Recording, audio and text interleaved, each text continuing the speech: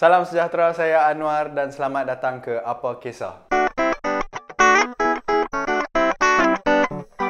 Dewan Undangan Negeri Kelantan telah meluluskan Rang Undang-Undang Enakmen Tata Cara Jenayah Syariah 2002 Pindaan 2017 yang membolehkan hukuman sebat terhadap pesalah dijalankan di tempat terbuka. Pindaan ini juga membenarkan video digunakan sebagai bahan bukti di dalam perbicaraan. Yang membentangkan usul ini ialah Pengerusi Jawatan Kuasa Pembangunan Islam, Dakwah, Penerangan dan Hubungan Seranta Negeri, Datuk Muhammad Nasruddin Daud. Beliau berkata di dalam pembentangannya, pindaan ini perlu dilakukan bagi membantu hakim syar'i, pendakwa syar'i, peguam syariah serta penguat kuasa agama menjalankan prosedur kes jenayah syariah dengan lebih teratur dan seragam. Antara pindaan yang akan diguna pakai adalah bagi membolehkan seseorang yang dihukum bersalah disebat di khalayak, penguat kuasa agama boleh menggunakan gari dan video boleh dijadikan bahan bukti dalam perbicaraan.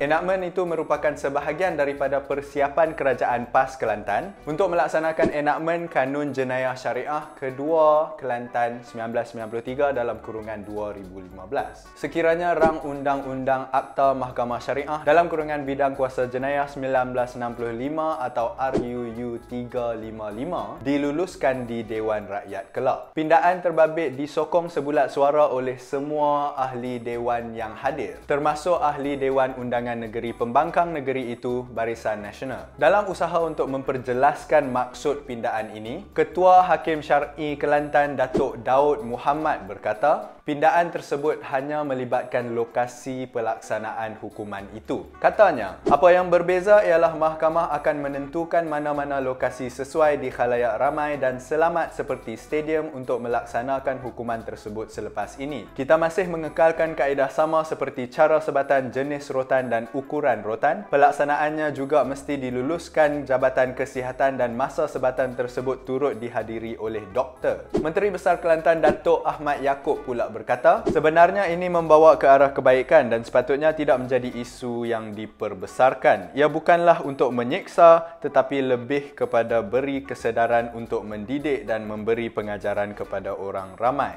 Terdapat juga pihak yang tidak bersetuju dengan pindaan ini. Badan Bukan Kerajaan Sisters in Islam mengeluarkan kenyataan sebagai reaksi kepada pindaan ini. Mereka berkata, Sisters in Islam is appalled by the decision made by the Kelantan State Government.